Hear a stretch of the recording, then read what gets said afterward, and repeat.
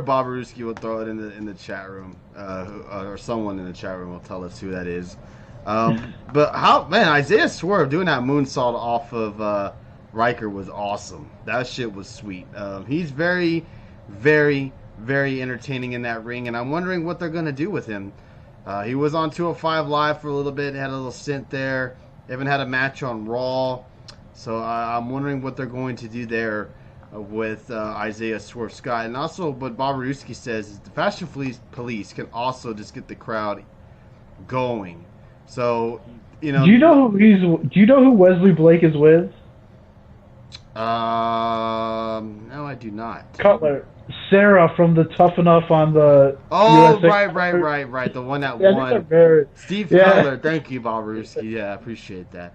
That's crazy, but yeah. But anyways, I like those two. I think they're underrated tag. Just even if they weren't with the Forgotten Sons and they were just a regular tag team, I still think they'd be a great tag team. Oh, they are obviously, but still, even if it was just them and not a trio, but those two I think are great. But yeah. Mr. AEW says, do you think we see a women's War Games match at TakeOver? So NXT has their women's division going a lot of different directions right now. Shayna's on top. Still, women like Rhea, Bianca, and Yo have made their intentions clear that they want to be the next #1 contender. Shayna also confronted Dakota Kai and Tegan Nox after Tegan's return this week. So they have a lot of moving parts right now. Very true. And honestly, I'm not seeing who would challenge the Undisputed Era in a War Games match right now. And then it came to me, are they preparing for a women's War Games match? Because the way I look at it, the teams would be Shayna and her cronies, Dakota, Tegan, and Candice, Rhea, Bianca, and Io Shirai. And her cronies are obvious. Her cronies are obvious. Tegan, Dakota, and Candice are all friends, and Rhea, Bianca, and Io would be the unwilling partners we've seen so many times in wrestling. I don't know if it's something I would do or if I even like the idea, but that's the idea I've got in my head right now. If I was going to go that route, you know who I would make Io Shirai's partners be since they're debuting next week? Someone just put it in there. That's what I would do. Noob, I think that's what it is. The Kabuki Warriors? Yeah, Kabuki Warriors and Io Shirai is a triple threat tag team. As a team, because it would make sense. They're all three heels, so why not put them all together in a team as a team? And Asuka's coming home next week, so that's a huge news to defend the titles. Alvarez said when he went to the recent NXT house show, Fandango got that crowd fired the fuck up. And it's just something with those Fashion Police guys, Fandango or Tyler Breeze, that can really get the crowd going. Props to them, man, for being that relevant for so long, because they have a gimmick that not everybody likes, but they seem to always get it over, no matter what kind of situation they are in. They finally realized they can show the women's tag titles on NXT. Bravo, NXT. Because I wouldn't be surprised if next week, because Shafir and them won that match last night, right? No. Tegan and Dakota Kai did. Okay. I didn't fucking know, but yeah, I think I missed the match, but whatever. Yeah, I guess that'd be an interesting match, because I could also see, I guess it would make sense to tie them all together, wouldn't it? Because it's Tegan and Candice taking on Asuka and Kairi Sane, and throw in Io Shirai to come out and help Asuka and then keep the titles. It's a good possibility. Fandango was fucking so over on Maine. Jericho even lost him on Mania. Vince, what the fuck? I don't know what happened to Fandango after he beat Jericho at WrestleMania. The whole Fandango shit was popping. The crowd was loving it. And then he just kind of fucking went downhill slowly.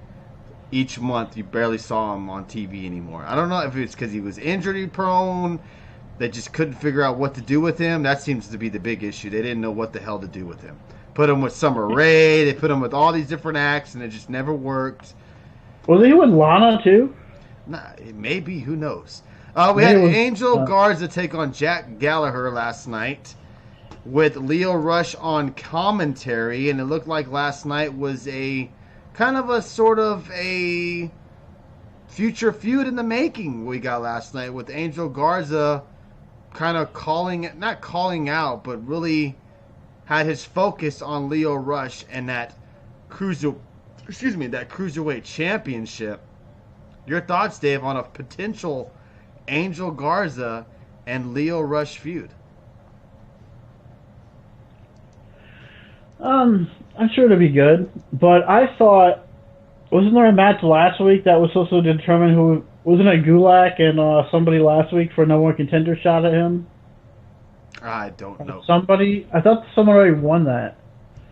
Who knows? They do all this crap anyway. I don't fucking know anymore. I thought they already had no more contender, but maybe that was 205 Live. Maybe it was just for a chance to get a shot, like they like to say. But whatever.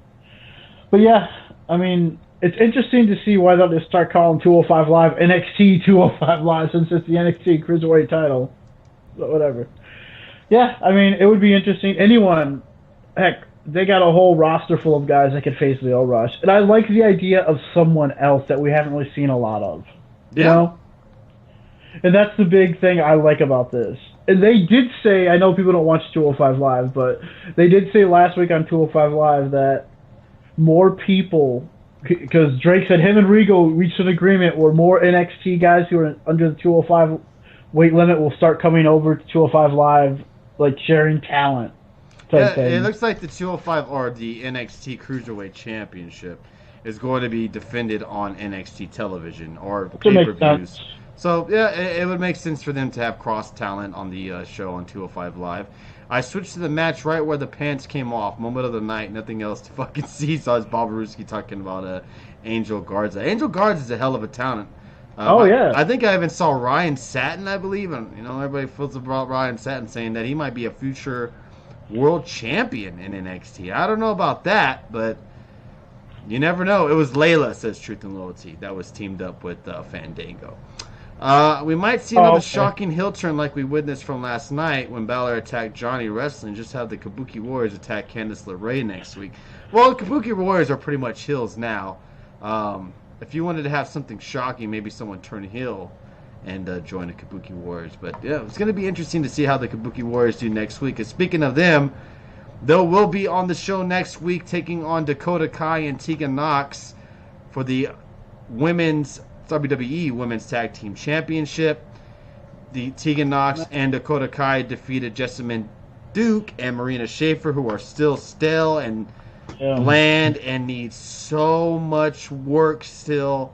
They did not belong in that match last night. I can see why it didn't last very long, because those women are stiff. They need a lot of work. Man, they have so much potential if they kept her on NXT. Not any of them. I'm talking about Asuka, because can you imagine a match, which I would love to see it, Asuka versus Shayna Baszler for the women's title? Mm-hmm. Man, that match would be awesome. And what if Asuka would be the one to take the title from her? Why are we talking about Asuka, Dave? We're talking about the tag team match, Dave. You didn't see it, that's why, right? Because it was I didn't see it. It was crap. Garza and Humberto are cousins, I'm sure. Hey, how about Humberto? Hell of a performance on Monday Night Raw from Humberto, since we didn't talk about Monday Night Raw. I switched the channel, then went back and the tag match was fucking over. You didn't miss a thing. Jessamyn Duke is the skinny one that's married to Roderick Strong, the blonde hair woman? No, the blonde hair? No, the other one. Okay. Maria. Whoever the blonde is fucking awful. The blonde hair woman is awful. It is funny. She looks so bad in the ring, man. God damn. And everyone kept saying she would be the best one out of the two. She looks fucking awful. Jeez. Lio Rush is my favorite cruiserweight superstar. Duke and Marina are glass cannons. They're also ass cannons, if you're asking me. They're just horrible. So yeah, that match didn't last very long. So we get Tegan Nox, Dakota Kai taking on the Kabuki Warriors next week. Dave, are you excited for this match? No, but I'm excited for the return of Asuka. And Kairi Sane, don't forget about her. You're forgetting about Kairi Sane. She's been there it's been like a year, but Asuka hasn't been on NXT in years. Very true. Yeah, the tall one is Duke. Oh man, she's trash.